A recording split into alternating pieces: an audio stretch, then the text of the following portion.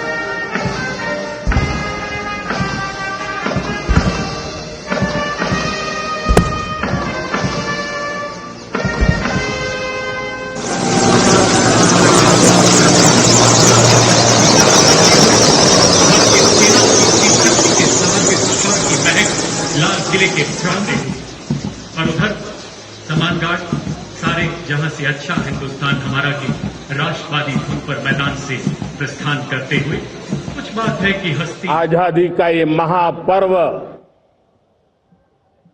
140 करोड़ संकल्पों का पर्व है। आजादी का ये पर्व सामूहिक सिद्धियों का गौरव का पल है और हृदय उमंग से भरा हुआ है। देश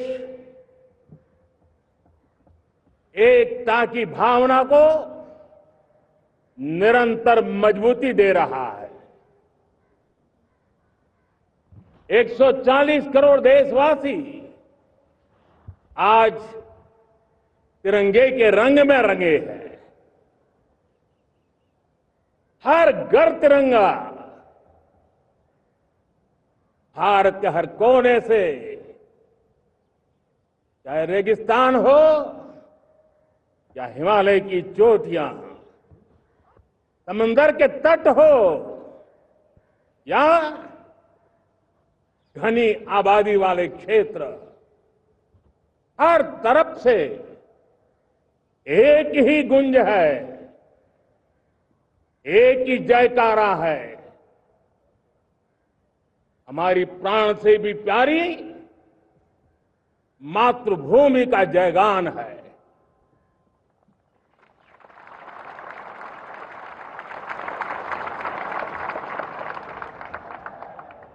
मेरे प्यारे देशवासियों, सन 47 में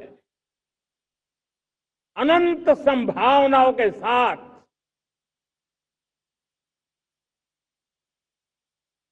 कोटि कोटि भुजाओं के सामर्थ्य के साथ हमारा देश आजाद हुआ। देश की आकांक्षाएं उड़ाने भर रही थी, लेकिन चुनौतियां उससे भी कुछ ज्यादा थी। पूज्य बापू के सिद्धांतों पर चलते हुए संविधान सभा के सदस्यों ने एक बहुत ही महत्वपूर्ण दायित्व निभाया। भारत का संविधान गत 75 वर्ष से एक प्रकाश स्तंभ बन करके हमें मार्ग दिखाता रहा है। भारत के संविधान निर्माता अनेक विद महापुरुष डॉक्टर राजेंद्र प्रसाद, बाबा साहब आंबेडकर, पंडित नेहरू, सरदार वल्लभ भाई पटेल, डॉक्टर सर्वपल्ली राधाकृष्णन जी, इतना ही नहीं, हमारी नारी शक्ति का भी योगदान कम नहीं था। हंसा मेहता जी, दाक्षायणी, वेलायुधन जैसी विदुषियों ने भी भारत के संविधान को सशक्त करने में अपनी भूमिका निभाई थी। मैं आज लाल किले की प्राचीर से देश का मार्गदर्शन करने वाले, देश को दिशा देने वाला संविधान के निर्माताओं को आदरपूर्वक नमन करता हूं।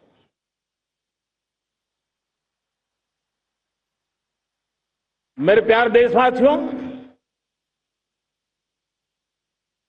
हम आज डॉक्टर श्यामा प्रसाद मुखर्जी की 125वीं जयंती भी मना रहे हैं। डॉक्टर श्यामा प्रसाद मुखर्जी भारत के संविधान के लिए बलिदान देने वाले देश के पहले महापुरुष थे। संविधान के लिए बलिदान,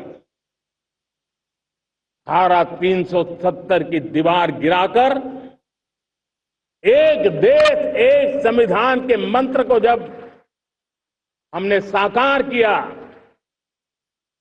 तो हमने डॉक्टर श्यामा प्रसाद मुखर्जी को सच्ची श्रद्धांजलि दी। लाल किले पर आज कई विशेष महानुभाव उपस्थित हैं। दूर सुदूर गांव के पंचायतों के सदस्य हैं, ड्रोन दीदी के प्रतिनिधि हैं, लखपति दीदी की प्रतिनिधि हैं, खेल जगत से जुड़े लोग हैं, राष्ट्र जीवन में कुछ न कुछ देने वाले यहां महानुभाव उपस्थित हैं। एक प्रकार से यहां मेरी आंखों के सामने मैं लघु भारत के दर्शन कर रहा हूं और टेक्नोलॉजी के माध्यम से विशाल भारत के साथ भी आज लाल किला जुड़ा हुआ है। मैं आजादी के इस महापर्व पर देशवासियों का, विश्व भर में फैलाए हुए भारत प्रेमियों का, हमारे मित्रों का हृदय से बहुत बहुत अभिनंदन करता हूं। साथियों, प्रकृति हम सब की परीक्षा ले रही है और केंद्र सरकार मिलकर के बचाव के काम, राहत के काम, पुनर्वसन के काम में पूरी शक्ति से जुटे हुए हैं। साथियों, आज 15 अगस्त का एक विशेष महत्व भी मैं देख रहा। मुझे बहुत गर्व हो रहा है कि आज मुझे लाल किले की प्राचीर से ऑपरेशन सिंदूर के वीर जाबाजों को सैल्यूट करने का अवसर मिला है।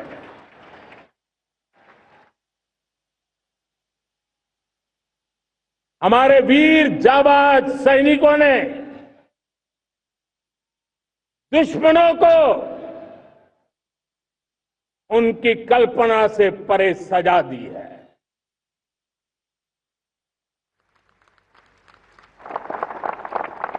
22 अप्रैल को पहलगाम में सीमा पार से आतंकियों ने आकर के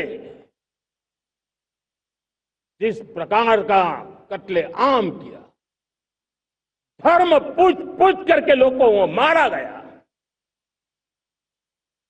पत्नी के सामने पति को गोलियां दी, बच्चों के सामने अपने पिता को मौत के घाट उतार दिया गया।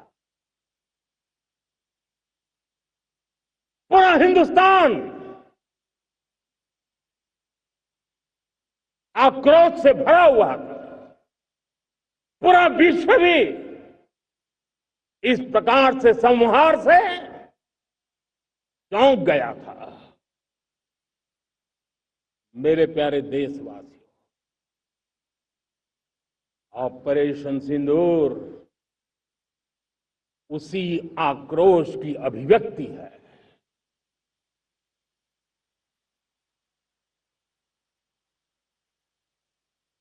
बाईस तारीख के बाद हमने हमारे सेना को खुली छूट दे दी।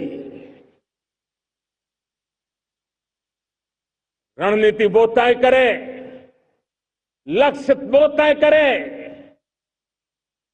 समय भी वो चुने, और हमारी सेना ने वो करके दिखाया जो कई दशकों तक कभी हुआ नहीं था। सैकड़ों किलोमीटर दुश्मन की धरती पर घुस करके आतंकी हेडक्वार्टर्स को मिट्टी में मिला दिया,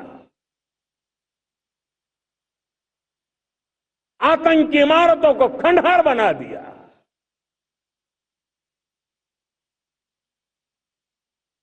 पाकिस्तान की नींद अभी भी उड़ी हुई है।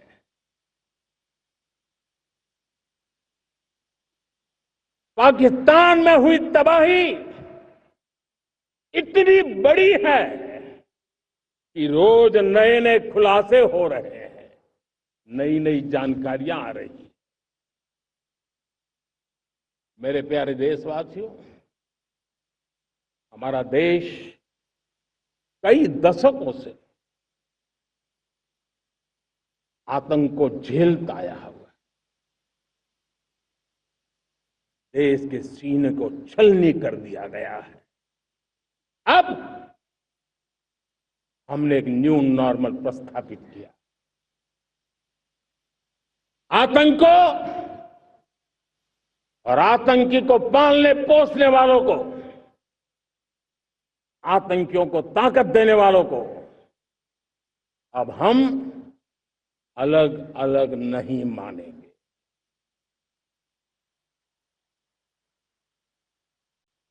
वो मानवता के समान दुश्मन है, उनके बीच कोई फर्क नहीं है। अब भारत ने तय कर लिया है कि न्यूक्लियर की धमकियों को अब हम सहने वाले नहीं हैं। न्यूक्लियर ब्लैकमेल लंबे अरसे से चलाया, अब वो ब्लैकमेल नहीं सहा जाएगा।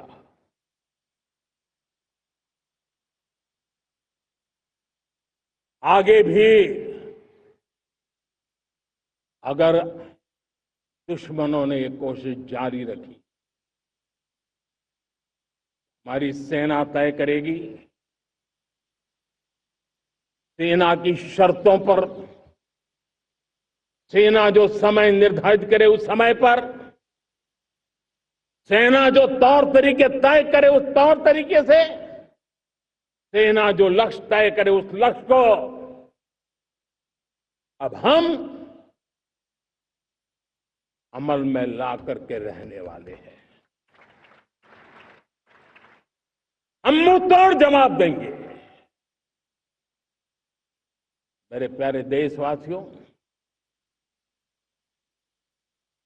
भारत ने तय कर लिया है, खून और पानी एक साथ नहीं बहेंगे।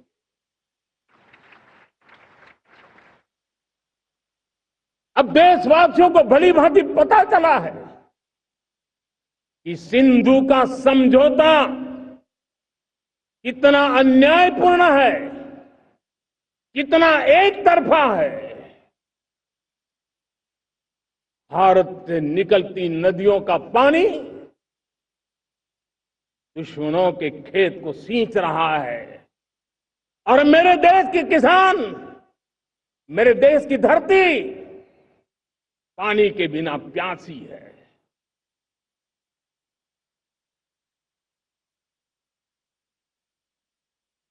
ये ऐसा समझौता था जिसने पिछले 7 दशक से मेरे देश के किसानों का अकल्पनीय नुकसान किया है।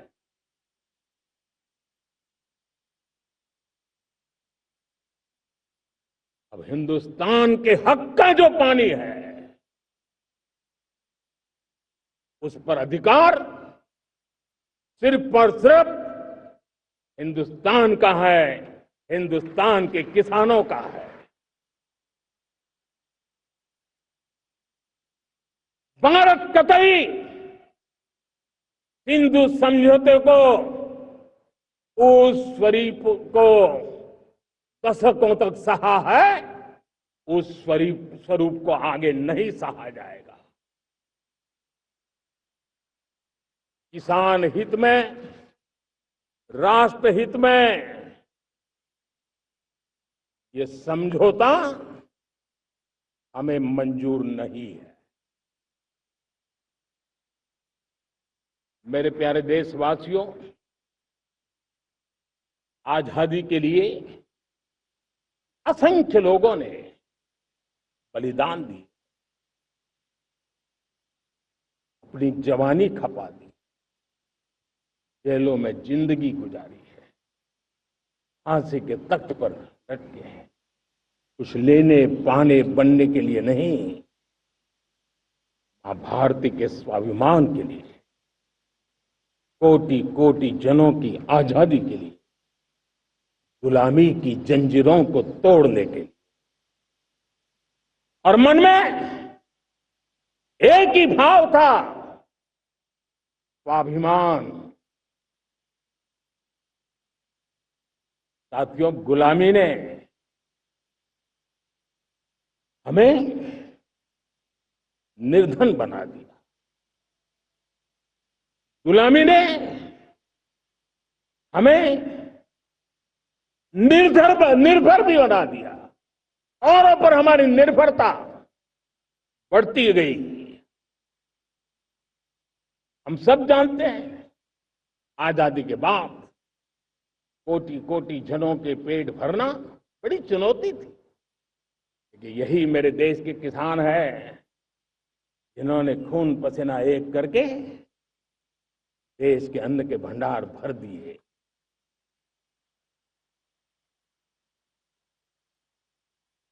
अनाज के संबंध में देश को आत्मनिर्भर बना दिया। एक राष्ट्र के लिए आत्मसम्मान की सबसे बड़ी कसौटी आज भी उसकी आत्मनिर्भरता है। और मेरे प्यारे देशवासियों, विकसित भारत का आधार भी है आत्मनिर्भर भारत।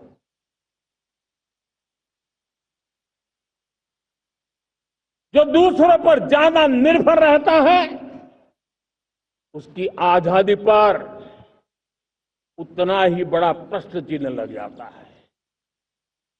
और दुर्भाग्य तो तब बन जाता है जब निर्भरता की आदत लग जाए, पता ही ना चले हम कब आत्मनिर्भरता छोड़ रहे हैं और कब किसी के निर्भर हो जाते हैं। ये आदत खतरे से खाली नहीं है और इसलिए प्रति पल जागरूक रहना पड़ता है आत्मनिर्भर होने के लिए। और मेरे प्यारे देशवासियों, आत्मनिर्भरता का नाता सिर्फ आयात और निर्यात, रुपये, पैसे, पाउंड, डॉलर यहां तक सीमित नहीं है।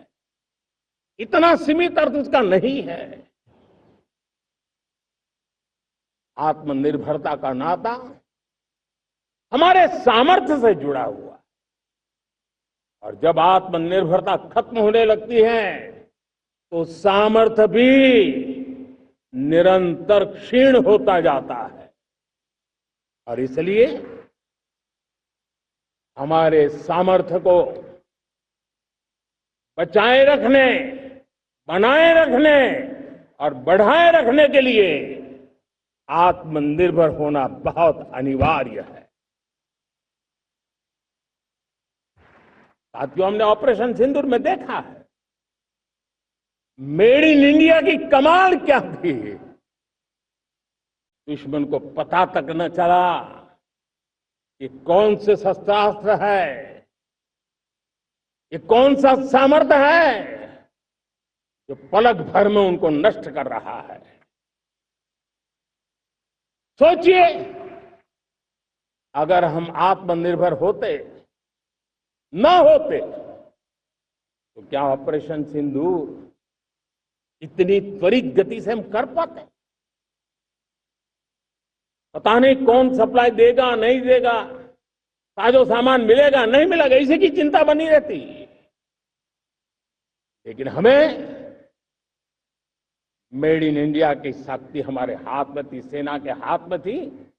इसलिए बिना चिंता, बिना रुकावट, बिना हिचकिचाहट हमारी सेना अपना पराक्रम करती रही। और ये पिछले 10 साल से लगातार डिफेंस के क्षेत्र में आत्मनिर्भरता पर हम एक मिशन लेकर के चले हैं, उसके नतीजे आज नजर आ रहे हैं। साथियों, मैं एक और विषय पर आपका ध्यान आकर्षित करना चाहता हूं।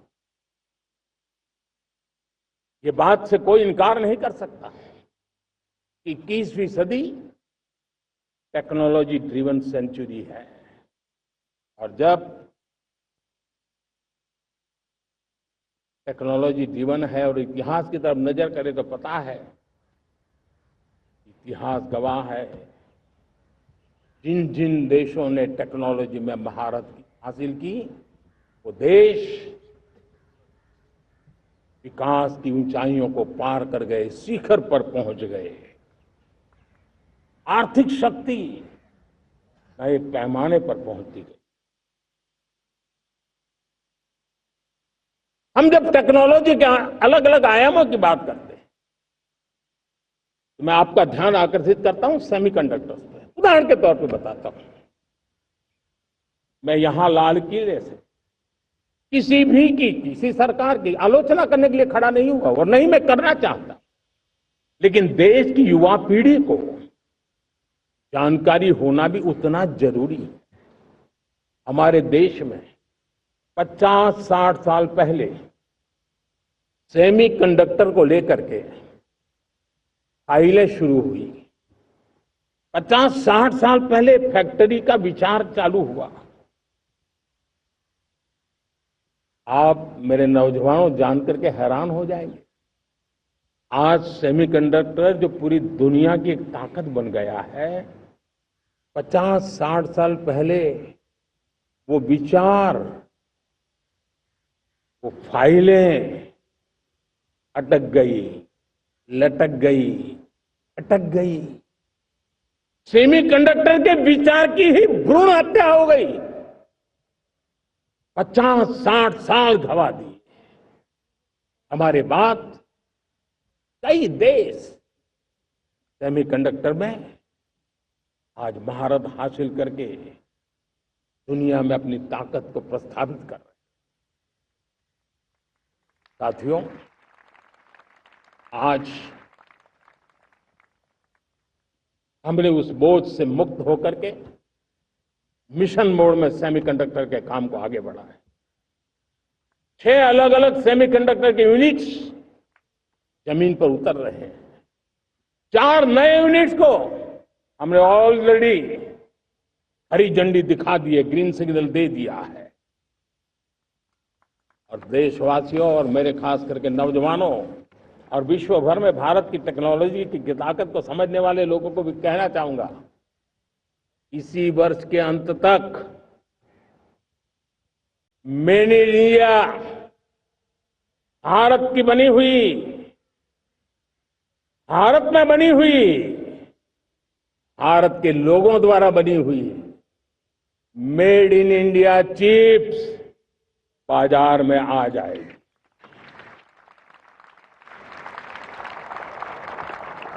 मैं दूसरा उदाहरण देना चाहता हूं। अब ऊर्जा के क्षेत्र में हम सब जानते हैं कि हम एनर्जी के लिए बहुत सारे देशों पर डिपेंडेंट है। पेट्रोल हो, डीजल हो, गैस हो, लाखों करोड़ रुपए हमें खर्च करके लाना पड़ता है। हमें इस संकट से देश को आत्मनिर्भर बनाना, ऊर्जा में आत्मनिर्भर बनाना बहुत जरूरी है। हमने बीड़ा उठाया और आज 11 वर्ष में सोलर एनर्जी 30 गुना बढ़ चुकी है। हम नए नए डैम बना रहे हैं ताकि हाइड्रो का विस्तार हो और हमें क्लीन एनर्जी की उपलब्ध हो। भारत मिशन ग्रीन हाइड्रोजन लेकर के आज हजारों करोड़ रुपए इन्वेस्ट कर रहा है। भविष्य की ऊर्जा को ध्यान में रख करके, ऊर्जा के क्षेत्रों को ध्यान में रख करके भारत न्यूक्लियर एनर्जी पर भी बहुत बड़े इनिशिएटिव ले रहा है। न्यूक्लियर एनर्जी में 10 नए न्यूक्लियर रिएक्टर तेजी से काम कर रहे हैं। 2047 तक, जो कि हमने विकसित भारत का लक्ष्य तय किया है, जब देश की आजादी के 100 साल होंगे, हम परमाणु ऊर्जा क्षमता 10 गुना से भी अधिक बढ़ाने का संकल्प लेकर के आगे बढ़ रहे हैं। मेरे प्यारे देशवासियों, रिफॉर्म एक निरंतर प्रक्रिया है। समयानुकूल परिस्थिति के अनुसार रिफॉर्म करते जाना होता है। हम न्यूक्लियर एनर्जी के क्षेत्र में बहुत बड़े रिफॉर्म लेकर के आए। अब हमने प्राइवेट सेक्टर के लिए भी परमाणु ऊर्जा को उसके द्वार खोल दिए हैं। हम शक्ति को जोड़ना चाहते। मेरे प्यारे देशवासियों, दुनिया जब आज ग्लोबल वार्मिंग को लिए चिंता करती है, तब मैं विश्व को भी बताना चाहता हूं कि भारत ने तय किया था कि हम 2030 तक क्लीन एनर्जी भारत में 50% पहुंचा देंगे। ये लक्ष्य हमारा 2030 तक था। मेरे देशवासियों का सामर्थ्य देखिए, मेरे देशवासियों की संकल्प शक्ति देखिए, मेरे देशवासियों को विकसित भारत बनाने का संकल्प को पूर्ण करने के लिए उनकी दौड़ देखिए। हमने जो लक्ष्य 2030 में तय किया था, वो 50% क्लीन एनर्जी का लक्ष्य 2025 में हमने कर लिया। 5 साल पहले हमने अचीव कर लिया, क्योंकि विश्व के प्रति भी हम उतने ही संवेदनशील हैं, प्रकृति के प्रति भी उतने ही हम जिम्मेवार लोग हैं। मेरे प्यारे देशवासियों, बजट का बहुत बड़ा हिस्सा ये पेट्रोल, डीजल, गैस, इन सबको लाने के लिए खर्च होता था। लाखों करोड़ रुपए चले जाते थे। अगर हम ऊर्जा में डिपेंडेंट न होते, तो वो धन मेरे देश के नौजवानों के भविष्य के लिए काम आता। वो धन मेरे देश के गरीबों को गरीबी के खिलाफ लड़ाई लड़ने में काम आता। वो धन मेरे देश के किसानों के कल्याण में काम आता। वो धन मेरे देश के गांव की परिस्थिति को पलटने के लिए काम आता। लेकिन हमें विदेशों को देना पड़ रहा। अब हम आत्मनिर्भर बनने की दिशा में काम कर रहे हैं। देश को विकसित बनाने के लिए हम अब समुद्र मंथन की तरफ भी जा रहे हैं। हमारे समुद्र के मंथन को आगे बढ़ाते हुए हम समुद्र के भीतर के तेल के भंडार, गैस के भंडार उसको खोजने की दिशा में एक मिशन मोड में काम करना चाहते हैं।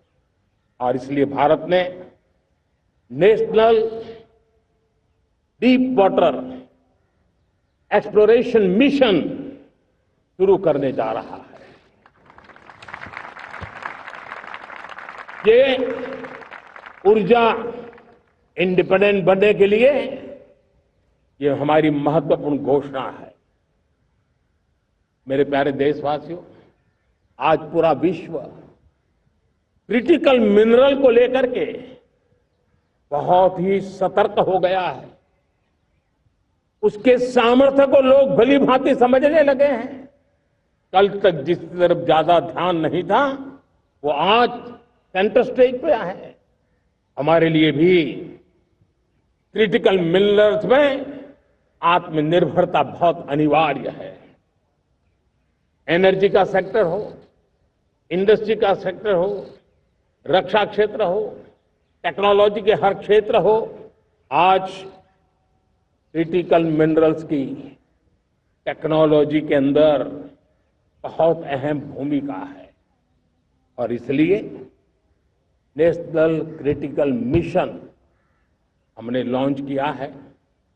1200 से अधिक स्थानों पर खोज का अभियान चल रहा है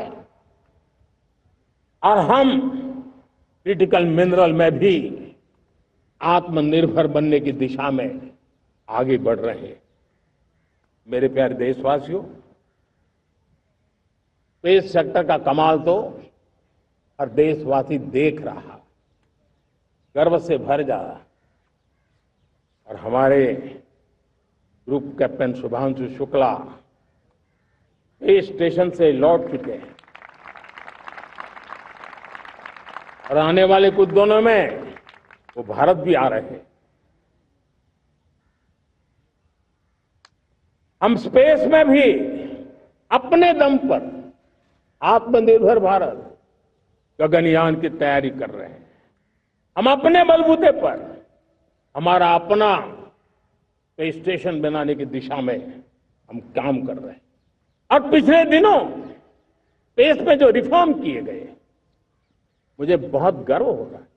मेरे देश के 300 से ज्यादा स्टार्टअप्स आप सिर्फ और सिर्फ स्पेस सेक्टर में काम कर रहे हैं। और उन 300 स्टार्टअप में हजारों नौजवान पूरे सामर्थ्य के साथ जुटे हैं। ये है मेरे देश के नौजवानों की ताकत और ये है हमारे देश के नौजवानों के प्रति विश्वास। मेरे प्यारे देशवासियों, 140 करोड़ भारतवासी 2047 में जब आजादी के 100 साल होंगे, विकसित भारत के संकल्प को परिपूर्ण करने के लिए पूरी ताकत से जुटे हैं। इस संकल्प की पूर्ति के लिए भारत आज हर सेक्टर में आधुनिक इकोसिस्टम तैयार कर रहा है। और आधुनिक इकोसिस्टम हर क्षेत्र में हमारे देश को आत्मनिर्भर बनाएगा। आज मेरा लाल किले की प्राचीर से मेरे देश के युवा वैज्ञानिकों को, मेरे टैलेंटेड यूथ को, मेरे इंजीनियर्स को और प्रोफेशनल्स को और सरकार के हर विभागों को भी मेरा आह्वान है, क्या हमारा अपना made in India fighter jets के लिए जेट इंजन हमारा होना चाहिए कि नहीं होना चाहिए?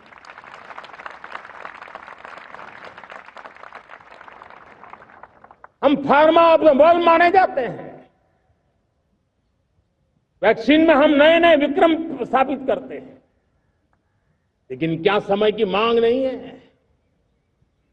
हम रिसर्च और डेवलपमेंट में और ताकत लगाएं, हमारे अपने पेटेंट हो, हमारी अपनी बनाई हुई मानव जात के कल्याण की सस्ते से सस्ती और सबसे कारगर नई नई दवाइयों की शोध हो, हर संकट में साइड इफेक्ट के बिना मानव जात के कल्याण में काम आए। बायो 3 पॉलिसी भारत सरकार ने बनाई है। मैं देश के नौजवानों को कहता हूं, आइए बायो 3 पॉलिसी का अध्ययन करके अब कदम उठाइए। देश का भाग्य बदलना है, आपका सहयोग चाहिए। मेरे प्यारे देशवासियों, आज आईटी का युग है, डेटा की ताकत है। क्या समय की मांग नहीं है? ऑपरेटिंग सिस्टम से लेकर के साइबर सुरक्षा तक,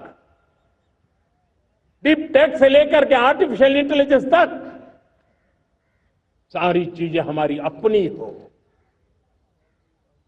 इस पर हमारे ही लोगों का सामर्थ्य जुटा हुआ हो, उनकी सामर्थ्य शक्ति का विश्व को परिचय कराए। साथियों, आज दुनिया में सोशल मीडिया कहो, बाकी प्लेटफॉर्म कहो, दुनिया के प्लेटफॉर्म पर हम काम कर रहे हैं। दुनिया ने हमने दिखा दिया है, यूपीआई का हमारा प्लेटफॉर्म आज दुनिया को अजूबा कर रहा है। हमारे में सामर्थ्य है। रियल टाइम ट्रांजैक्शन में 50% अकेला भारत यूपीआई के माध्यम से करता है। इसका मतलब की ताकत है।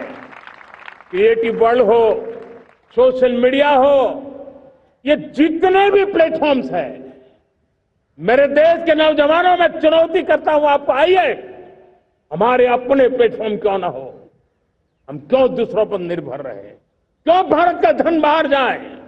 और मुझे आपके सामर्थ्य पर भरोसा है। मेरे प्यारे देशवासी, जैसे ऊर्जा के क्षेत्र में हम डिपेंडेंट हैं, वैसा ही देश का दुर्भाग्य है कि फर्टिलाइजर, उसमें भी हमें दुनिया पर निर्भर रहना पड़ता है। मेरे देश के किसान भी फर्टिलाइजर का सही उपयोग कर करके धरती माता की सेवा कर सकते हैं। अनाप शनाप उपयोग से भी धरती मां को बहुत नुकसान पहुंचा रहे हैं। लेकिन साथ साथ मैं देश के नौजवानों को कहना चाहता हूं, देश के उद्योग जगत को कहना चाहता हूं, देश के प्राइवेट सेक्टर को कहना चाहता हूं, आइए हम फर्टिलाइजर के भंडार भर दें, हम नए नए तौर तरीके खोजें और भारत की आवश्यकता के अनुसार हम अपना फर्टिलाइजर तैयार करें। हम औरों पर निर्भर न रहे। साथियों, आने वाला युग ईवी का है। अब ईवी बैटरी क्या हम नहीं बनाएंगे? हम निर्भर रहेंगे? सोलर पैनल की बात हो, इलेक्ट्रिक व्हीकल्स के लिए जिन जिन चीजों की आवश्यकताएं हैं वो हमारी अपनी होनी चाहिए। साथियों, मैं ये इसलिए कहने की हिम्मत करता हूं, क्यों? क्योंकि मुझे देश के नौजवानों के सामर्थ्य पर भरोसा है। और भरोसा सिर्फ वो मेरे देश के नौजवान है इतने मात्र से नहीं है। कोविड के समय हम बहुत सारी चीजों पर निर्भर थे। तो मेरे देश के नौजवानों को कहा गया कि वैक्सीन हमारी अपनी चाहिए, देश ने करके दिखाया। कोविन प्लेटफॉर्म हमारा अपना होना चाहिए, देश ने करके दिखाया। करोड़ों करोड़ों लोगों की जिंदगी बचाने का काम हमने किया है। वही स्पिरिट, वही जज्बा हमें जीवन के हर क्षेत्र में आत्मनिर्भर बनने के लिए अपना सब कुछ देना है। अपना जो बेस्ट है वो हमें दे करके रहना है। साथियों, पिछले 11 साल में एंटरप्रेन्योरशिप, उद्यमशीलता को बहुत बड़ी ताकत मिली। आज लाखों स्टार्टअप्स टियर 2, टियर 3 सिटी में देश की अर्थशक्ति को, देश के इनोवेशन को ताकत दे रहे हैं। उसी प्रकार से मुद्रा योजना से हमारे देश के करोड़ों नौजवान, उसमें भी हमारी बेटियां, करोड़ों करोड़ों लोग मुद्रा से लोन लेकर के अपना खुद का कारोबार कर रहे हैं। खुद तो अपने पैरों पर खड़े हुए हैं, लेकिन औरों को भी पैरों पर खड़े रहने की ताकत देते हैं। वे भी एक प्रकार से हर व्यक्ति को आत्मनिर्भर बनाने का अवसर दे रही है। मेरे साथियों, विमेन सेल्फ हेल्प ग्रुप किसी का ध्यान नहीं था। पिछले 10 साल में विमेन सेल्फ हेल्प ग्रुप ने कमाल करके दिखाया। आज उनके प्रोडक्ट दुनिया के बाजार में जाने लगे हैं। लाखों करोड़ों का कारोबार हमारे विमेन सेल्फ हेल्प ग्रुप से। मैंने एक बार मन की बात में खिलौने की बात कही थी। हम करोड़ों करोड़ रुपए के खिलौने विदेश से लाते थे। मैंने ऐसे ही मन की बात में कहा, करे मेरे देश के नौजवानों, ऐसा भी करें नहीं क्या, किलो भी बाहर देंगे। और आज मैं गर्व से कहता हूं कि मेरा देश खिलौने एक्सपोर्ट करने लग गया है। यानी देश के सामर्थ्य को हर प्रकार के अवसर मिले, हर रुकावटों से मुक्ति मिले, उसको सर्वाधिक करने के लिए प्रेरित किया जाए। देश कर सकता है। मैं देश के युवाओं से कहता हूं, आइए आप इनोवेटिव आइडियाज लेकर के, आपके आइडियाज को मरने मत देना दोस्तों। आज का आपका आइडिया हो सकता है आने वाली पीढ़ी का भविष्य बना सकता है। मैं आपके साथ खड़ा हूं। मैं आपके लिए काम करने के लिए तैयार हूं। आपका साथी बन के काम करने तैयार हूं। अब आइए, हिम्मत जुटाइए, इनिशिएटिव लीजिए। जो युवा मैन्युफैक्चरिंग के बारे में सोचते हैं, आइए आगे बढ़िए। सरकार के नियमों में बदलाव करना है, मुझे बताइए। अब देश रुकना नहीं चाहता है। 2047 दूर नहीं है। एक एक पल की कीमत है और हम एक भी पल गंवाना नहीं चाहते दोस्तों।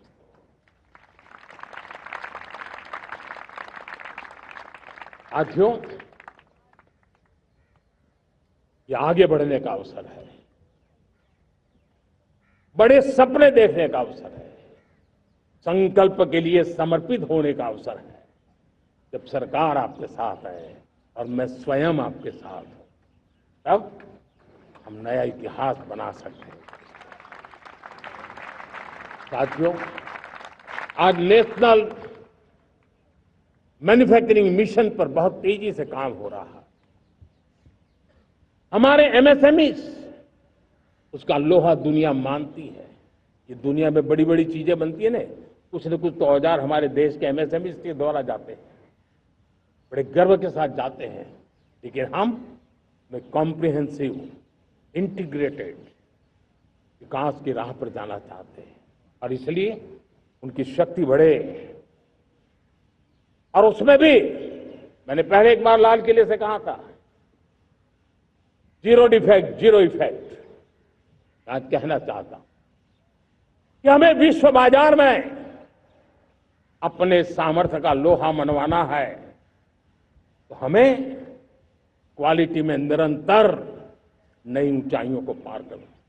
दुनिया क्वालिटी को स्वीकार करती है, हमारी गुणवत्ता सबसे ज्यादा हो और सरकार के भी प्रयास हो, रॉ मटेरियल की भी उपलब्धि हो, हमारी प्रोडक्शन की कॉस्ट कैसे कम हो, हम उसमें दम रह गए। और साथियों, हम सभी जो उत्पादन के क्षेत्र में लगे हैं, उन सबका मंत्र होना चाहिए, दाम कम लेकिन दम ज्यादा।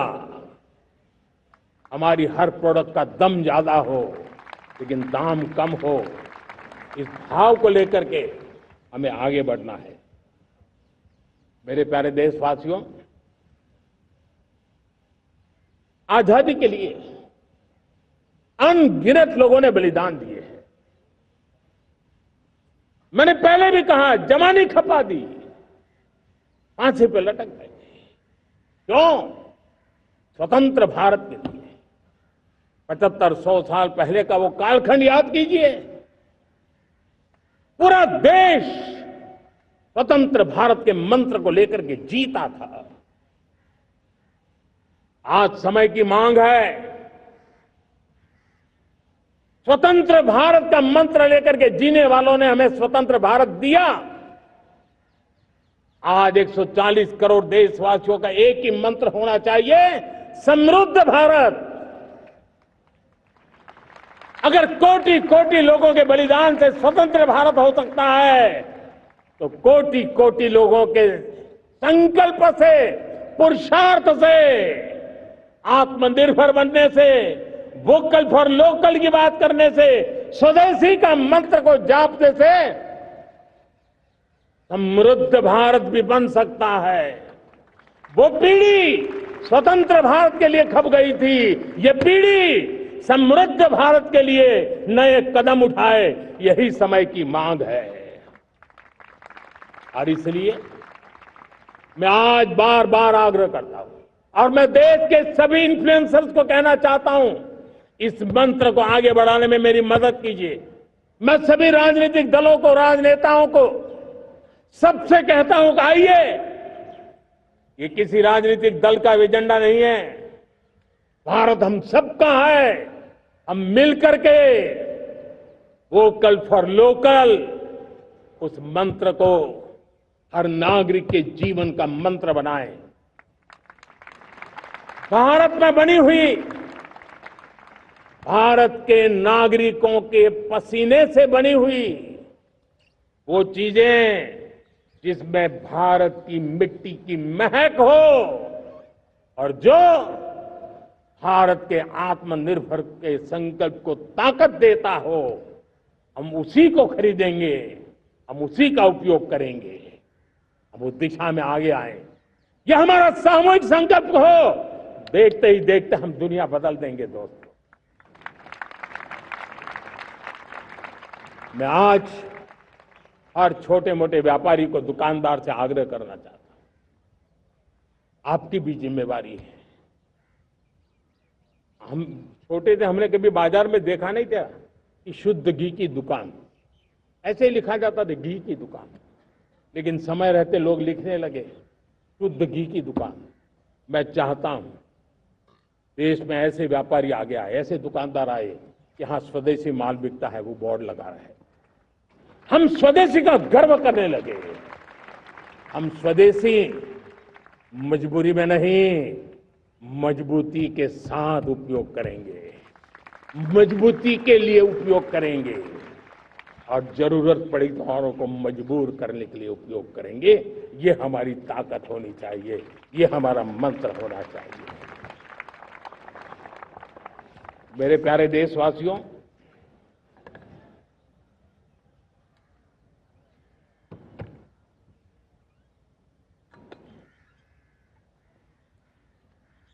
मुझे बहुत लंबे समय से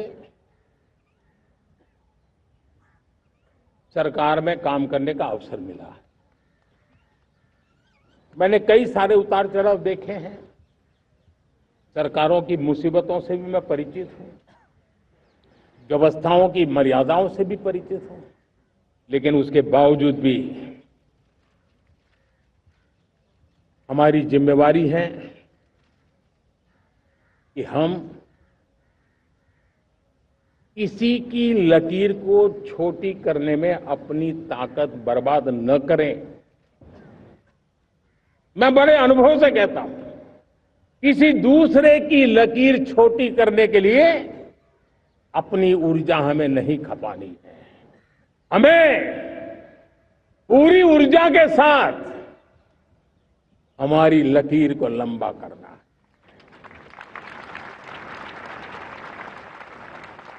हम अगर अपनी लकीर लंबी करते हैं तो दुनिया भी हमारा लोहा मानेगी।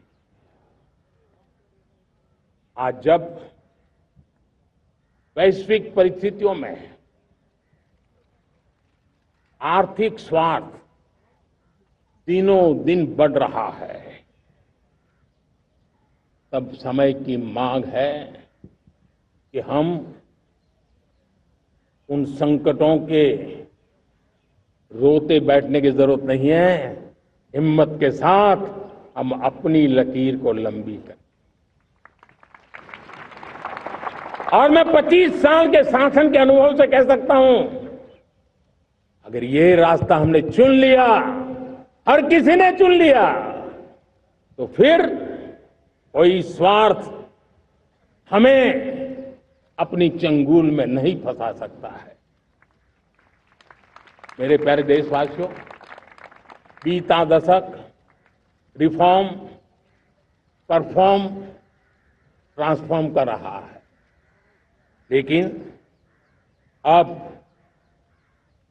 हमें और नई ताकत से जुड़ना है। पिछले दिनों हमने कई रिफॉर्म्स किए, एफडीआई हो, इंश्योरेंस कंपनी की बात हो, विश्व की यूनिवर्सिटीज को भारत के अंदर स्थान देने की बात हो, कई रिफॉर्म्स किए हैं।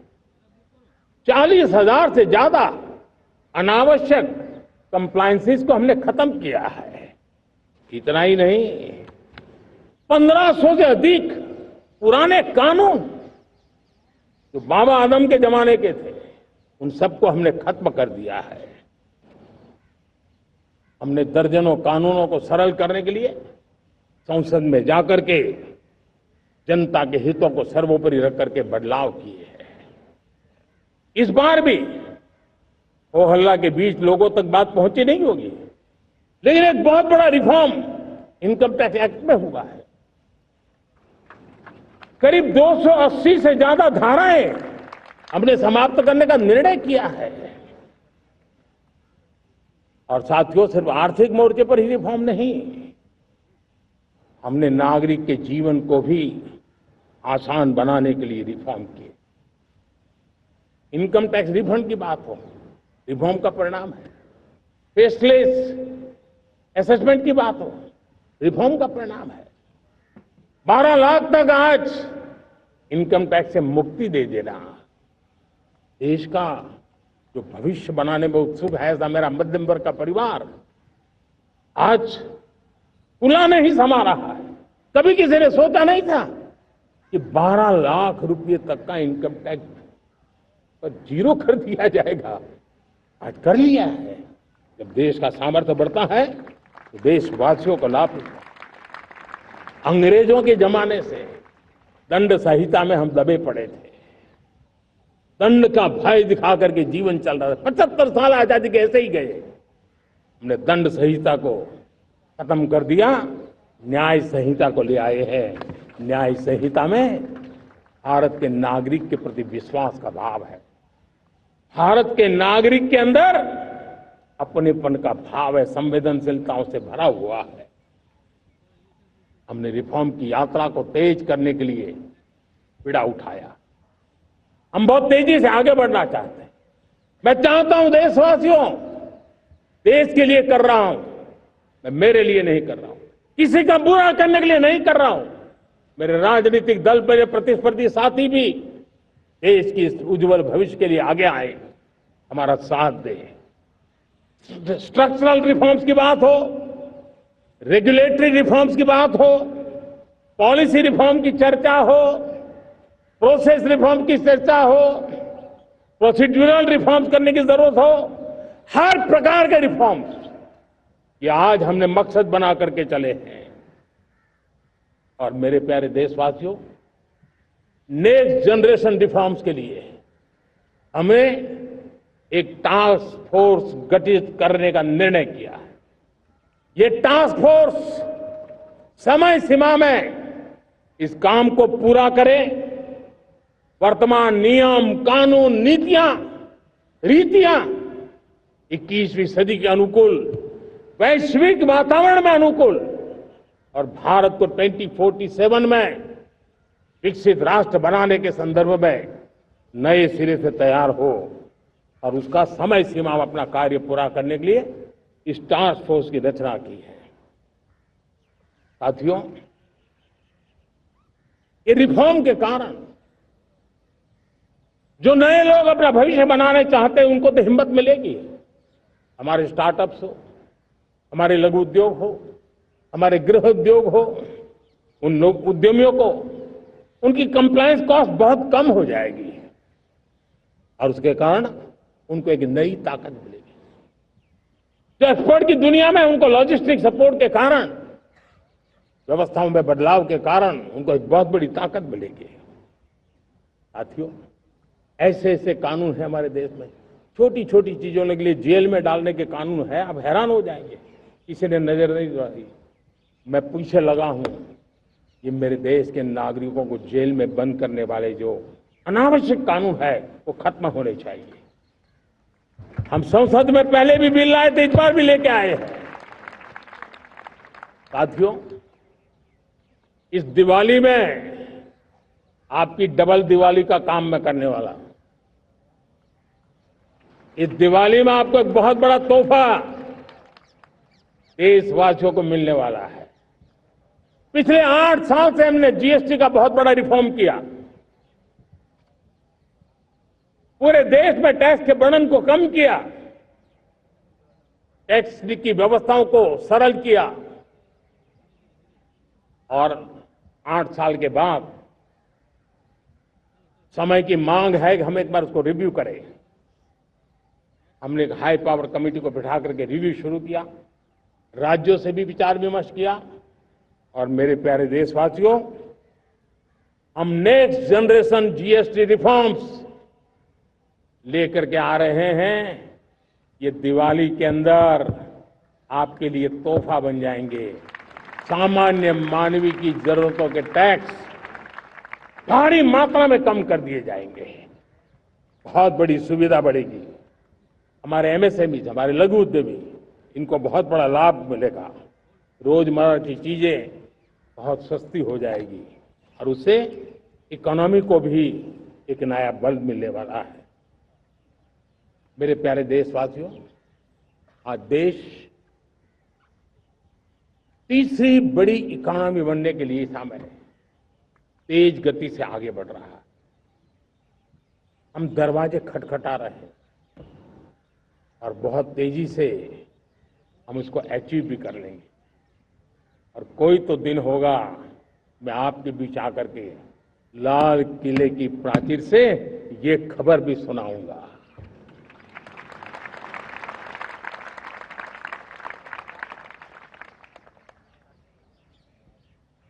आज भारत की अर्थव्यवस्था और आर्थिक स्थिति को लेकर पूरी दुनिया आश्वस्त है।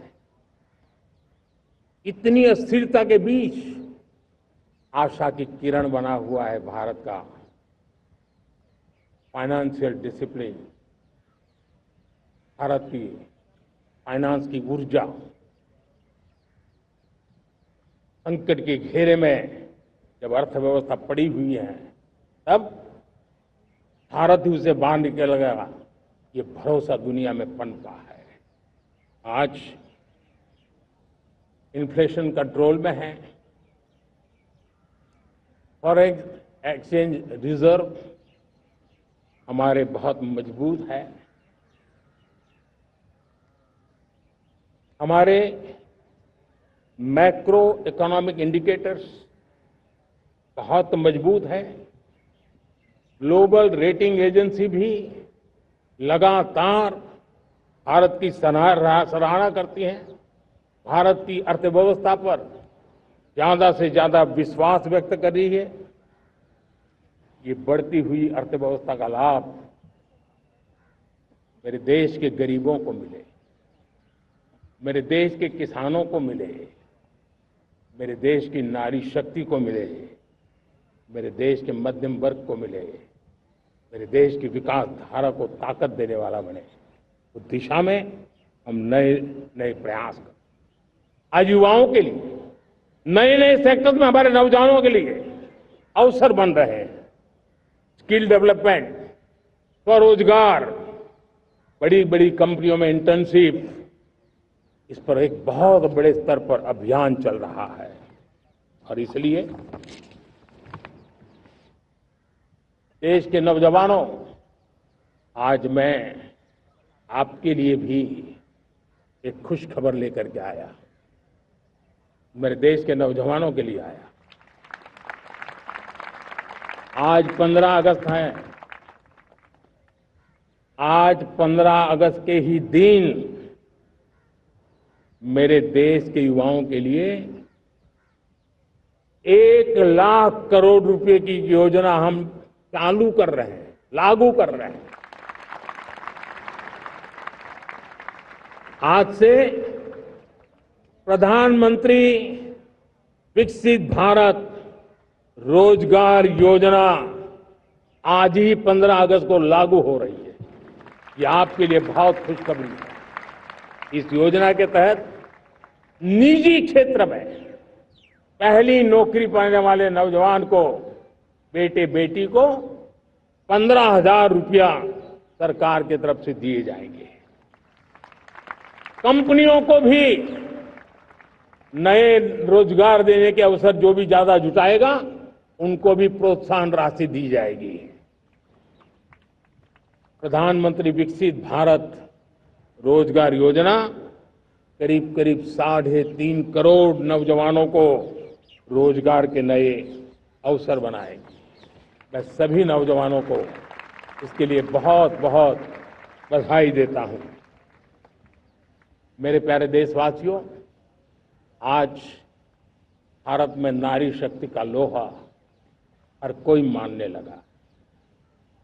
बढ़ती इकोनॉमी की लाभार्थी हमारी नारी है, लेकिन बढ़ती इकोनॉमी को गति देने में भी हमारी नारी का बहुत बड़ा योगदान भी, हमारी मातृशक्ति का योगदान है, हमारी स्त्री शक्ति का योगदान है।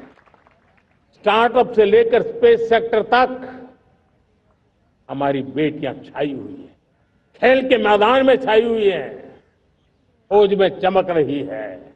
आज गर्व के साथ नारी कंधे से कंधा मिलाकर के देश की विकास यात्रा में भागीदार हो रही। देश गर्व से भर गया जब एनडीए की विमेन कैडेट्स, उनका पहला पास आउट हुआ था। पूरा देश गर्व से भर गया था। सारे टीवी चैनल उसी के पीछे लगे हुए थे। कितने बड़े गौरव की पल थी। Self help group, 10 crore self help group की बहनें क्या कमाल कर रही है।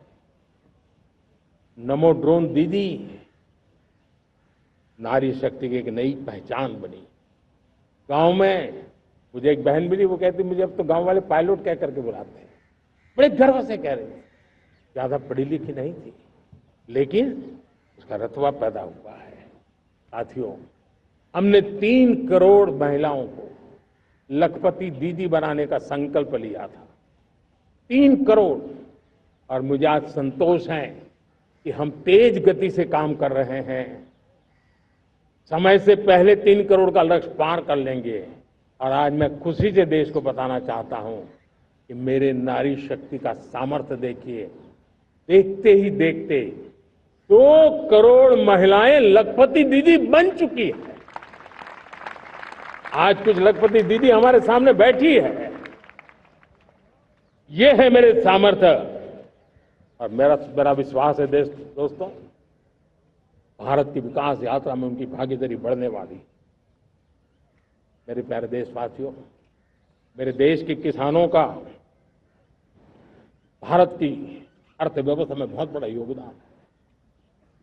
भारत के किसानों की मेहनत रंग ला रही है। पिछले साल अनाज के उत्पादन में मेरे देश के किसानों ने के पुराने सारे विक्रम तोड़ दिए हैं। ये सामर्थ्य है मेरे देश का। उतनी ही जमीन, लेकिन व्यवस्थाएं बदली, पानी पहुंचने लगा, अच्छे सीड्स मिलने लगे, किसानों को अच्छी सुविधाएं मिलने लगी, तो वो अपना सामर्थ्य देश के लिए बढ़ा रहा है। आज भारत दूध, दाल, जूट जैसे उत्पादन में नंबर 1 है दुनिया में। आज दुनिया का दूसरा सबसे बड़ा फिश प्रोड्यूसर, मेरे मछुआरा भाई बहनों की ताकत देखिए। फिश प्रोड्यूसर में दुनिया में हम दूसरे नंबर पर पहुंच चुके हैं। आज भारत चावल, गेहूं, फल और सब्जी के उत्पादन में भी दुनिया में दूसरे नंबर पर पहुंच चुका है। साथियों, आपको खुशी होगी, मेरे देश के किसान जो पैदावार देते हैं, आज वो उत्पादन दुनिया के बाजार में पहुंच रहा है। 4 लाख करोड़ रुपया एग्रो प्रोडक्ट का एक्सपोर्ट हुआ है। ये मेरे देश के किसानों ने हमें ताकत दिखाई है। हम छोटे किसान हो, पशुपालक हो, मछुआरे हो, देश के विकास की अनेक योजनाओं का लाभ आज हम उन तक पहुंचा रहे हैं। पीएम किसान सम्मान निधि हो, रेन वाटर हार्वेस्टिंग हो, सिंचाई की योजनाएं हो, क्वालिटी सीड्स हो, फर्टिलाइजर की आवश्यकता हो, हर क्षेत्र में आज और किसान को एक भरोसा हो गया है फसल बीमा का। वो साहसिक बना रहा, उसका परिणाम भी देश को मिल रहा है। जो पहले कल्पना की बात थी आज हकीकत बन गई है। देशवासियों, हमारे देश के पशुधन को बचाने में हमें कोविड की वैक्सीन मुफ्त में मिली, वो तो याद है, लेकिन हम पशुधन के लिए भी अब तक 125 डोज मुफ्त में पशुओं को लगा चुके हैं। फूट एंड माउथ डिसीज से मुक्ति पाने के लिए, जो हमारा यहाँ उत्तर भारत में उसे खुरपका मुंहपका बीमारी कहते हैं, उसे बचाने के लिए 125 करोड़ डोज हम लगा चुके हैं और मुफ्त में लगा चुके हैं। हम खेती के मामले में देश के वो जिले जहां के किसान औरों से पीछे रह गए, किसी न किसी कारण से 100 जिले ऐसे हैं जहां अपेक्षाकृत कम खेती है, और इसलिए हमने 100 जिले आइडेंटिफाई किए हैं पूरे देश में से, और वहां के किसानों को एम्पावर करना, किसानों को शक्ति देना, किसानों को मदद करने का एक अभियान चलाया है। और इसके लिए पीएम धन धान्य कृषि योजना का आरंभ किया है। पीएम धन धान्य कृषि योजना वो देश के 100 जिले जहां थोड़ी सी भी मदद कर देंगे तो वहां का किसान भी भारत के अन्य किसानों की बराबरी कर देगा। मेरे प्यारे देशवासियों, भारत के किसान, भारत के पशुपालक, भारत के मछुआरे, ये हमारी सबसे बड़ी प्राथमिकता है। भारत के किसान, भारत के मछुआरे, भारत के पशुपालक, उनसे जुड़ी किसी भी अहितकारी नीति के आगे मोदी दीवार बन के खड़ा है।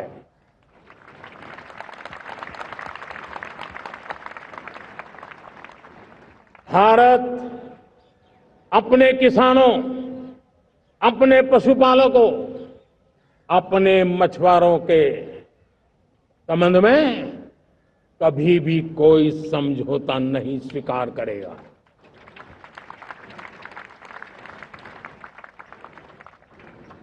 प्यारे देशवासियों, गरीबी क्या होती है मुझे किताबों में पढ़ना नहीं पड़ा है, मैं जानता, सरकार में भी रहा हूं, और इसलिए मेरी कोशिश रही है कि सरकार फाइलों में नहीं होनी चाहिए। सरकार देश के नागरिकों की लाइफ में होनी चाहिए। दलित हो, पीड़ित हो, शोषित हो, वंचित हो, उनके लिए सकारात्मक रूप से सरकारें प्रोएक्टिव हो, सरकारें प्रो पीपल हो, उस दिशा में हम निरंतर प्रयास कर रहे हैं। समाज के हर जरूरत व्यक्ति के लिए, कुछ लोगों को लगता है कि सरकार की योजनाएं पहले भी आती थी, जी नहीं, हम सरकार की योजनाओं को जमीन पर उतार रहे हैं, सेचुरेशन पर बल देते हैं और सामाजिक न्याय का अगर कोई सच्चा सा सच्चा एजुकेशन है तो सेचुरेशन में है, जिसमें कोई हकदार छूटे नहीं, हकदार के घर तक सरकार जाए और उसे अपना हक की चीजें मिले, उसके लिए हम काम कर रहे हैं। जनधन अकाउंट जब खोले गए ना, वो सिर्फ बैंक का अकाउंट था ऐसा नहीं है, उसे एक स्वाभिमान मिला था कि बैंक के दरवाजे मेरे लिए भी खुलते हैं, मैं भी बैंक के दरवाजे में जाकर के टेबल पे हाथ रख करके बात कर सकता हूं। ये विश्वास हमने जगाया है। आयुष्मान भारत ने बीमारी को सहने की आदत से मुक्ति दिलाने का और उनको अच्छे स्वास्थ्य के लिए मदद करने का काम, और जब हम वरिष्ठ नागरिकों को 5 लाख रुपए से ज्यादा मदद कर करके उनके आरोग्य की चिंता करते हैं। आज पीएम आवास, 4 करोड़ गरीबों को घर मिलना मतलब जिंदगी के नए सपने वहां सजते हैं। वो सिर्फ 4 दीवारें नहीं है दोस्तों। रेहड़ी पटरी वालों के लिए पीएम स्वनिधि योजना, जो कभी ब्याज के चक्कर में फंसा रहता था, आज पीएम स्वनिधि से रेहड़ी पटरी वाला भी, और आपने देखा वो यूपीआई से पैसे लेता है, यूपीआई से पैसे देता है। ये बदलाव आखिरी व्यक्ति तक चिंता लोगों की लाइफ में सरकार होनी चाहिए। उसी के कारण ये जमीन से जुड़ी योजनाएं बनती हैं, और जमीन से जुड़ी योजनाएं जमीन पर उतरती हैं, और जमीन से उतरी हुई योजनाएं जीवन में बदलाव लाने का एक सशक्त माध्यम बन जाती है। एक समय था, गरीब हो, पीड़ित हो, आदिवासी हो, वंचित हो, दिव्यांग हो, हमारी विधवा माताएं बहनें हो, अपने हक के लिए दर दर भटकते रहते थे। तक सरकारी दफ्तरों में चक्कर लगाते लगाते जिंदगी पूरी हो जाती।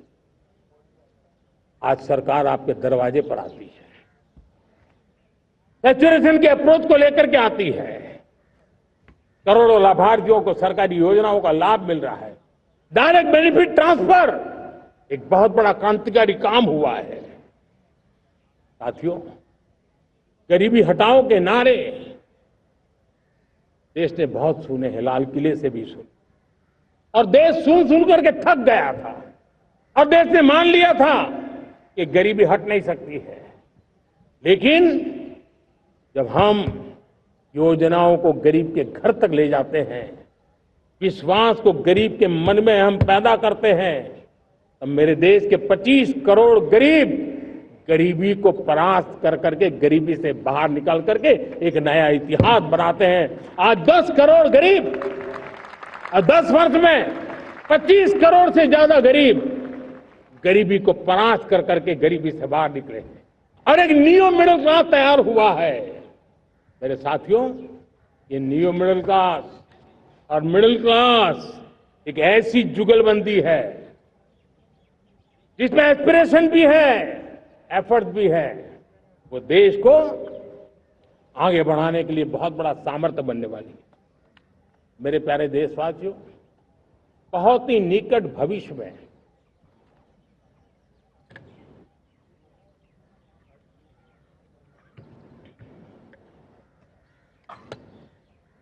मेरे प्यारे देशवासियों, बहुत ही निकट भविष्य में महान समाज सुधारक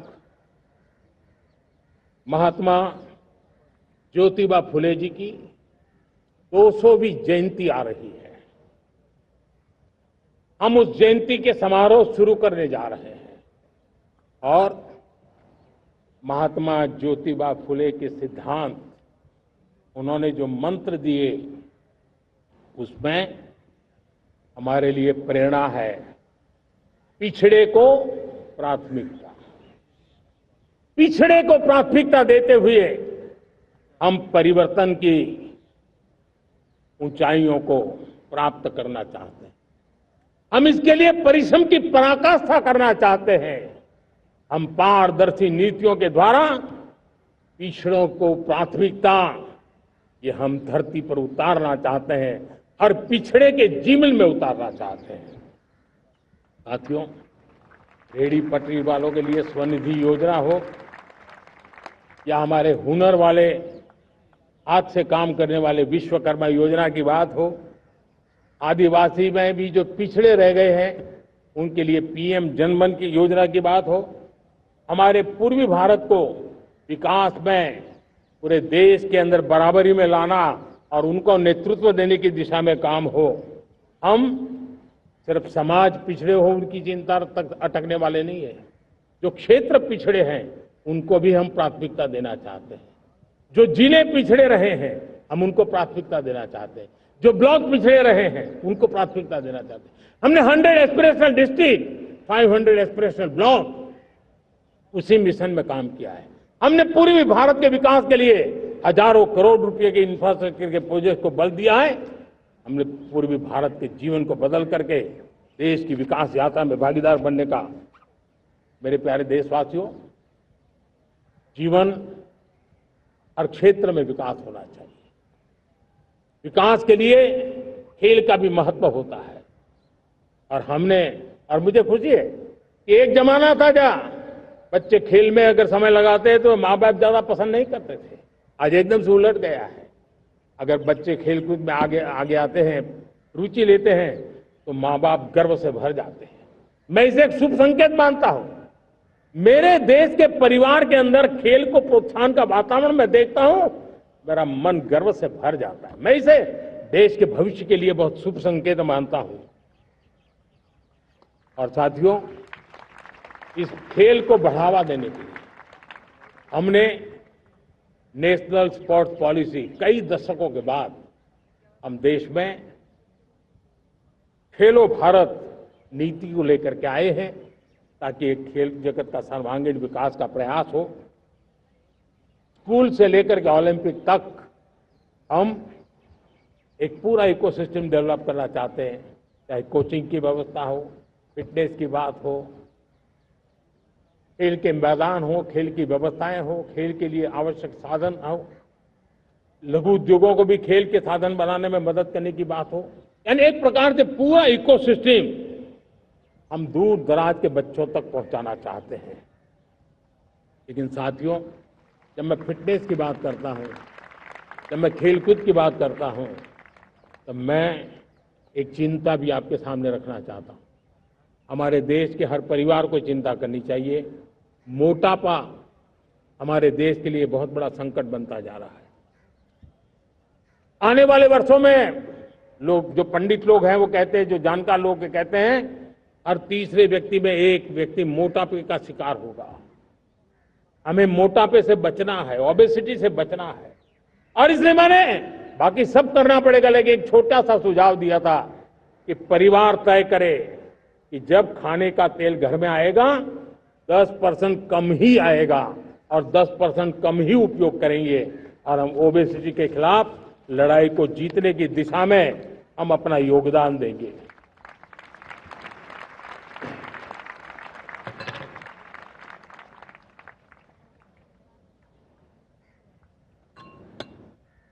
मेरे प्यारे देशवासियों, हमारा देश भाग्यवान है। हजारों साल की विरासत के हम धनी हैं, और वो हमें निरंतर ऊर्जा मिलती है, प्रेरणा मिलती है, त्याग और तपस्या की राह मिलती है। आज गुरु तेग बहादुर, यह वर्ष गुरु तेग बहादुर जी का 350वां शहीदी वर्ष है। देश की संस्कृति की रक्षा, भारत के मूल्यों की रक्षा के लिए उन्होंने अपना सब कुछ न्योछावर कर दिया। मैं आज उनको नमन करता हूं।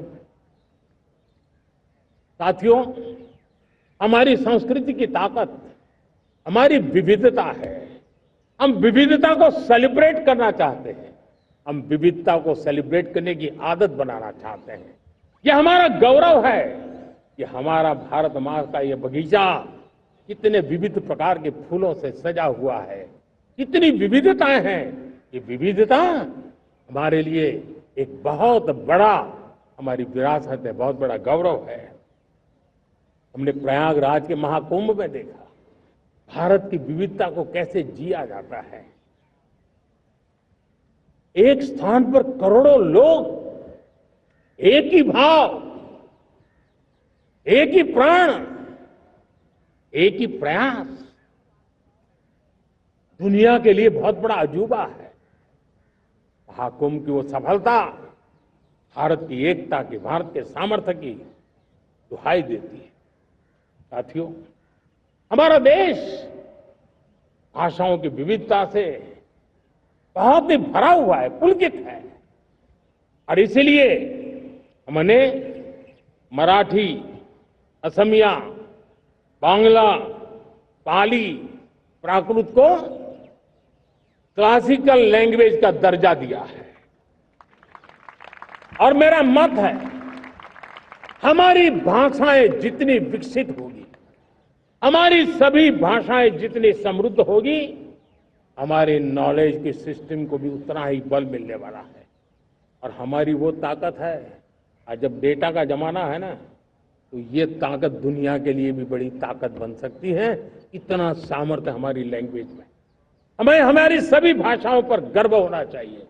हमारी सभी भाषाओं के विकास के लिए हर किसी ने बनते हुए प्रयास करना चाहिए। साथियों, पांडुलिपि में हमारे ज्ञान के भंडार पड़े हैं, लेकिन उसके प्रति उदासीनता रही है। इस बार हमने ज्ञान भारतम योजना के तहत देश भर में जहां भी हस्तलिखित ग्रंथ है, जहां पांडुलिपियां हैं, सदियों पुराने जो दस्तावेज हैं, उनको खोज खोज करके आज की टेक्नोलॉजी का उपयोग करते हुए उस ज्ञान की समृद्धि को आने वाली पीढ़ियों के लिए काम आए, उस दिशा में काम कर रहे हैं। मेरे प्यारे देशवासियों, हमारा स्पष्ट मत है, यह देश सिर्फ सरकारें नहीं बनाती है, ये देश राज सत्ता पर विराजमान लोग ही नहीं बनाते हैं, ये देश शासन की धुरा संभालने वाले नहीं बनाते हैं। ये देश बनता है कोटि कोटि जनों के पुरुषार्थ से, ऋषियों के, मुनियों से, वैज्ञानिकों के, शिक्षकों के, किसानों के, जवानों के, सेना के, मजदूरों के, हर किसी के प्रयास से देश बनता है। हर किसी का योगदान होता है, व्यक्ति का भी होता है, संस्थाओं का भी होता है।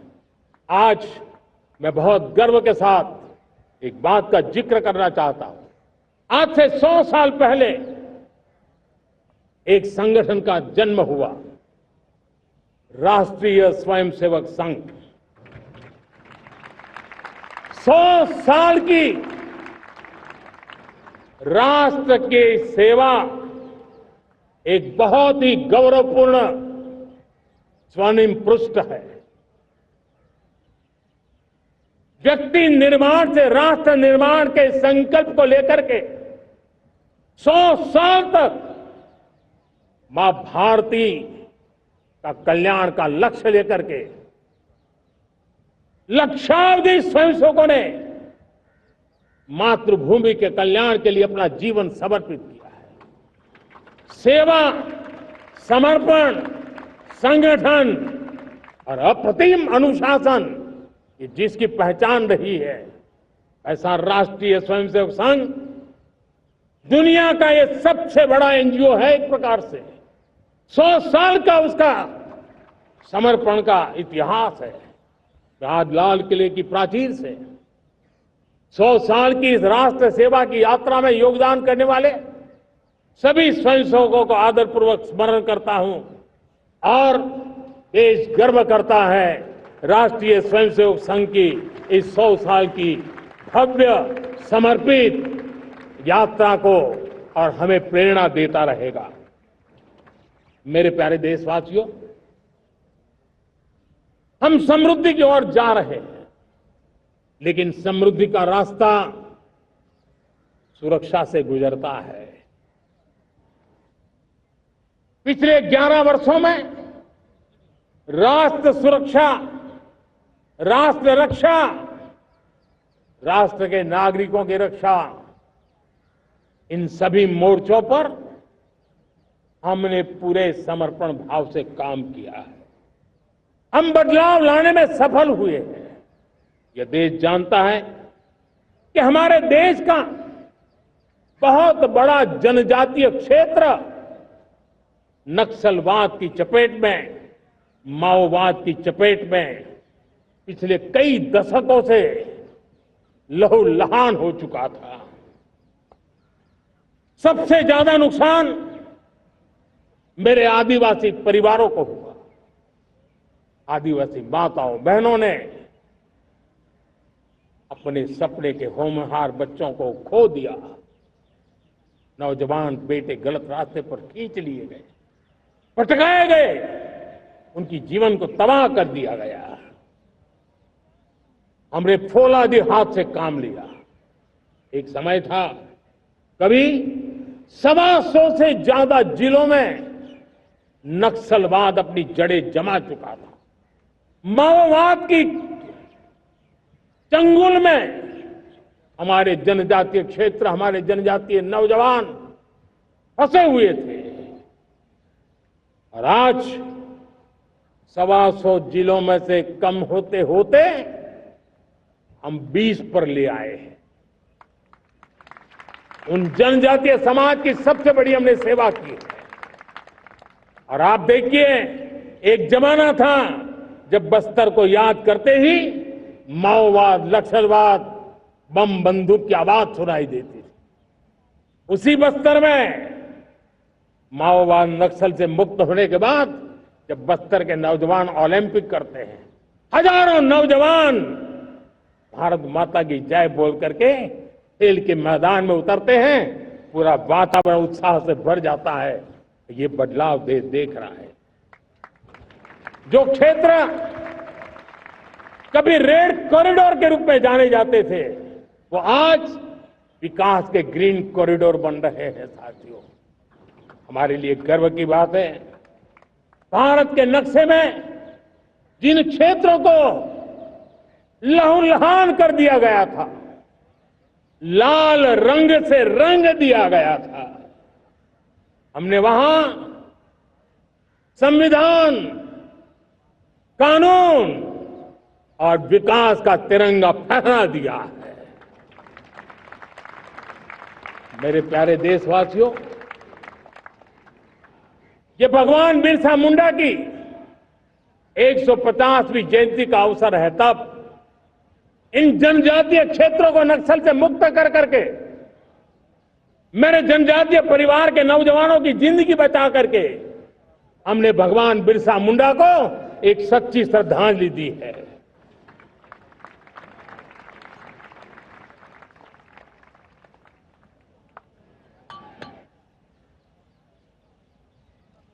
मेरे प्यारे देशवासियों,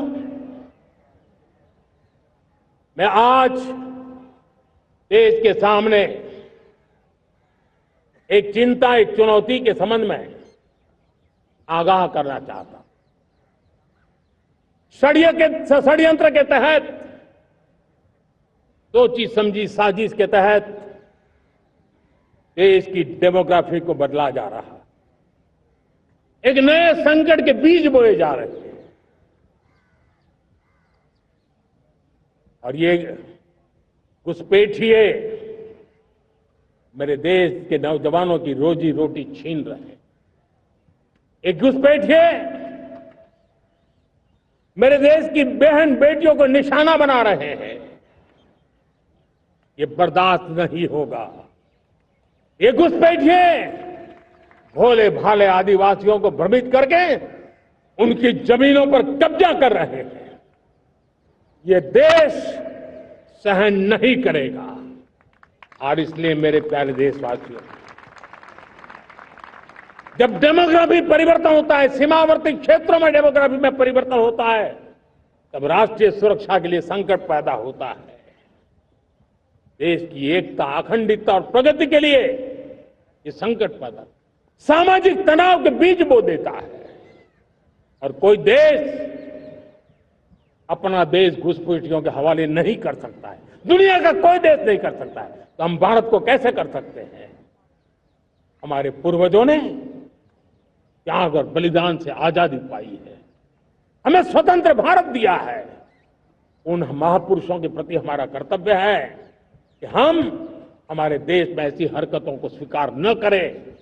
उनकी सच्ची श्रद्धांजलि होगी। और इसलिए मैं आज लाल किले की प्राचीर से कहना चाहता हूं, हमने एक हाई पावर्ड डेमोग्राफी मिशन शुरू करने का निर्णय किया है। ये मिशन, इस मिशन के द्वारा ये जो भीषण संकट नजर आ रहा है, भारत पे मंडरा रहा है जो संकट है, उसको निपटाने के लिए तय समय में सुविचारित सुनिश्चित रूप से अपने कार्य को करेगा। उस दिशा में हम आगे बढ़ रहे हैं। मेरे प्यारे देशवासियों, कल जन्माष्टमी का पावन पर्व है। भगवान श्री कृष्ण का जन्मोत्सव देश में मनाया जाता है। साथियों, जब मुझे भगवान श्री कृष्ण याद आते हैं तो हम देख रहे हैं कि पूरे विश्व में आज युद्ध के तौर तरीके बदल रहे हैं। हमने देखा है कि भारत युद्ध के हर नए तौर तरीकों को निपटने में समृद्ध है। हमने ऑपरेशन सिंदूर में दिखा दिया है। टेक्नोलॉजी में जो भी महारत थी, पाकिस्तान ने हमारे सैन्य ठिकानों पर, हमारे एयरबेस पर, हमारे संवेदनशील स्थानों पर, हमारे आस्था के केंद्रों पर,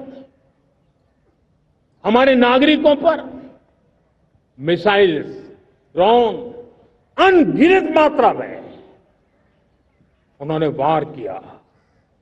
देश ने देखा है, लेकिन देश को सुरक्षित रखने के जो प्रयास पिछले 10 साल में हुए हैं, उस ताकत का परिणाम था कि उनके हर हमले को हमारे जाबाजों ने और हमारी टेक्नोलॉजी ने तिनके की तरह बिखेर दी।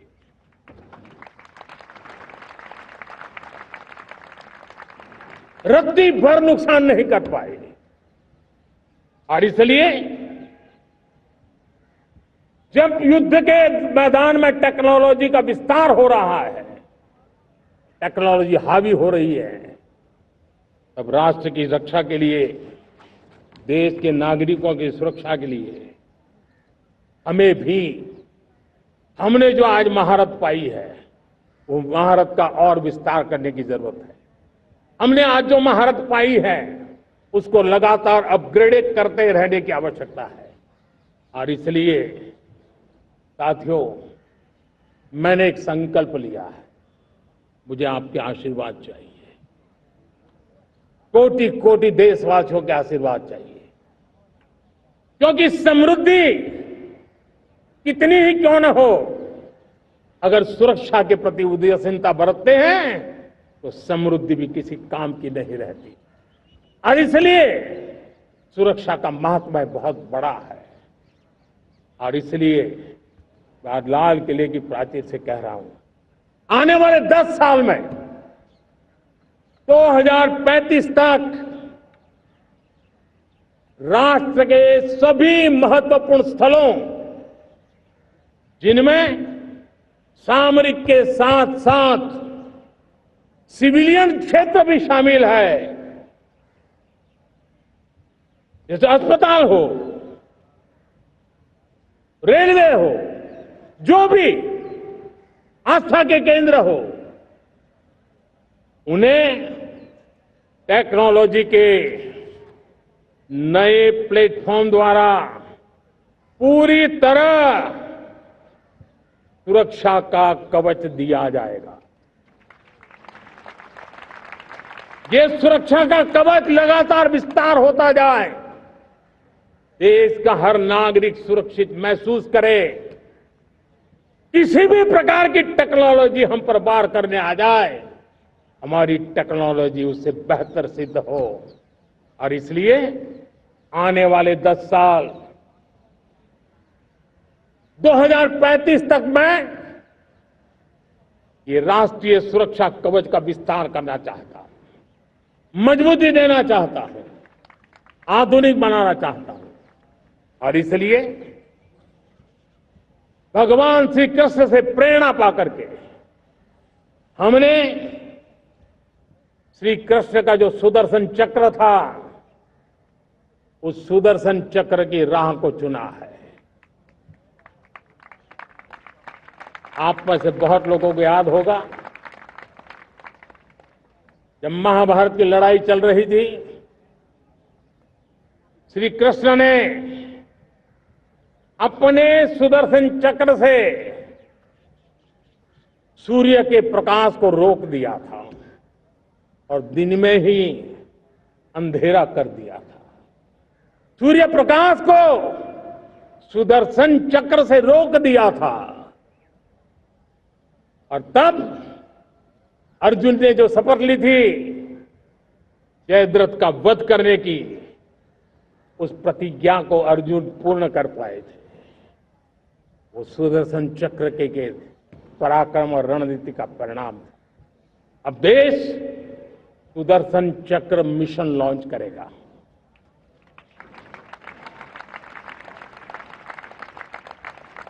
ये मिशन सुदर्शन चक्र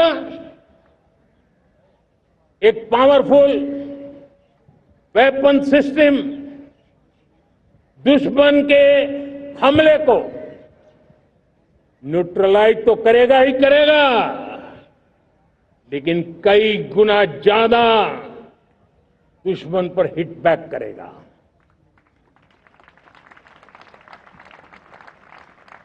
हमने भारत के इस मिशन सुदर्शन चक्र के लिए कुछ मूलभूत बातें भी तय की है। आने वाले 10 सालों में हम उसको प्रखरता से आगे बढ़ाना चाहते हैं। एक तो ये पूरी आधुनिक सिस्टम, इसके लिए रिसर्च, डेवलपमेंट, उसकी मैन्युफैक्चरिंग हमारे देश में ही हो, हमारे देश के नौजवानों के टैलेंट से हो, हमारे देश के लोगों के द्वारा बनी। दूसरा, एक ऐसी व्यवस्था होगी जो वॉरफेयर के हिसाब से भविष्य में क्या क्या संभावनाएं हैं उसका हिसाब किताब लगा करके +1 की स्ट्रेटेजी वर्कआउट करेगी। और तीसरा, सुदर्शन चक्र की एक ताकत थी, वो बहुत ही प्रिसाइज, जहां जाना था वहीं जाता था और वापस श्री कृष्ण के पास लौट के आता था। हम इस सुदर्शन चक्र के द्वारा भी जहां जाना था वहीं जाता था और वापस श्री कृष्ण के पास लौट के आता था। हम इस सुदर्शन चक्र के द्वारा भी टारगेटेड प्रिसाइज एक्शन के लिए भी व्यवस्था को विकसित करने की दिशा में आगे बढ़ेंगे। और इसलिए युद्ध के बदलते तौर तरीकों में राष्ट्र की सुरक्षा, नागरिकों की सुरक्षा के लिए मैं बड़े प्रतिबद्धता के साथ इस कार्य को आगे बढ़ाने के लिए वचन देता हूं। मेरे प्यारे देशवासियों, जब हम लोकतंत्र की बात करते हैं, स्वतंत्र भारत की बात करते हैं, तब हमारा संविधान हमारे लिए सर्वोच्च दीप स्तंभ होता है, हमारा प्रेरणा का केंद्र होता है। लेकिन आज से 50 साल पहले भारत के संविधान का गला घोंट दिया गया था। भारत के संविधान के पीठ पे छुरा भोंक दिया गया था। देश को जेल खाना बना दिया गया था। आपातकाल लगा दिया गया था। इमरजेंसी थोप दी गई थी। इमरजेंसी के 50 साल हो रहे। देश की किसी भी पीढ़ी ने संविधान की हत्या के इस पाप को कभी भूलना नहीं चाहिए। संविधान की हत्या करने वाले पापियों को नहीं भूलना चाहिए। और हमें भारत के संविधान के प्रति अपने समर्पण को और मजबूती देते आगे बढ़ना चाहिए। वो हमारी प्रेरणा है। मेरे प्यारे देशवासियों, मैंने इसी लाल किले से पंच प्रण की बात कही थी। मैं आज लाल किले से फिर से एक बार मेरे देशवासियों का पुनः स्मरण जरूर करना चाहता हूं। विकसित भारत बनाने के लिए न हम रुकेंगे, न हम झुकेंगे। हम परिश्रम की पराकाष्ठा करते रहेंगे और अपनी आंखों के सामने 2047 में विकसित भारत बना करके रहेंगे। मेरे प्यारे देशवासियों, हमारा दूसरा प्रण है कि हम हमारे जीवन में, हमारी व्यवस्थाओं में, हमारे नियम कानून परंपराओं में गुलामी का एक भी कण अब बचने नहीं देंगे। हम हर प्रकार की गुलामी से मुक्ति पाकर के ही रहेंगे। मेरे प्यारे देशवासियों, हम अपनी विरासत पर गर्व करेंगे। हमारी पहचान का सबसे बड़ा आभूषण, सबसे बड़ा गहना, सबसे बड़ा मुकुटमणि हमारी विरासत है। हम विरासत का गर्व करेंगे। मेरे प्यारे देशवासियों, इन सब के लिए एकता, ये मंत्र सबसे बड़ा शक्तिशाली मंत्र है और इसलिए एकता की डोर को कोई काट न सके, ये हमारा सामूहिक संकल्प होगा। मेरे प्यारे देशवासियों, मां भारती के प्रति कर्तव्य निभाना ये पूजा से कम नहीं है, तपस्या से कम नहीं है, आराधना से कम नहीं है। और उसी भाव से हम सब मातृभूमि के कल्याण के लिए परिश्रम की पराकाष्ठा करते हुए 2047 विकसित भारत के लक्ष्य को पार करने के लिए अपने आप को खपा देंगे, अपने आप को झोंक देंगे। जो भी सामर्थ्य है, कोई भी अवसर को छोड़ेंगे नहीं। इतना ही नहीं, नए अवसरों को निर्माण करेंगे और निर्मित करने के बाद हम 140 करोड़ देशवासियों के सामर्थ्य से आगे बढ़ते ही रहेंगे, बढ़ते ही रहेंगे, बढ़ते ही रहेंगे।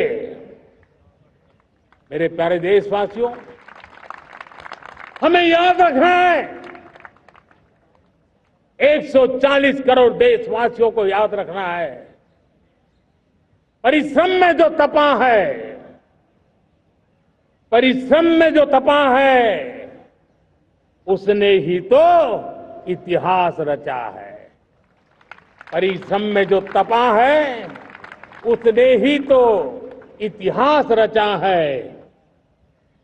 जिसने फौलादी चट्टानों को तोड़ा है, जिसने फौलादी चट्टानों को तोड़ा है, उसने ही समय को मोड़ा है। जिसने फौलादी चट्टानों को तोड़ा है, उसने ही समय को मोड़ा है। और समय को मोड़ देने का भी, समय को मोड़ देने का भी यही समय है, सही समय है। मेरे प्यारे देशवासियों, एक बार फिर आप सबको आजादी के इस महान पर्व की अनेक अनेक शुभकामनाएं देता हूं, बहुत बहुत बधाई देता हूं। मेरे साथ बोलेंगे, जय हिंद, जय हिंद, जय हिंद। भारत माता की, भारत माता की, भारत माता की। वंदे, वंदे, वंदे।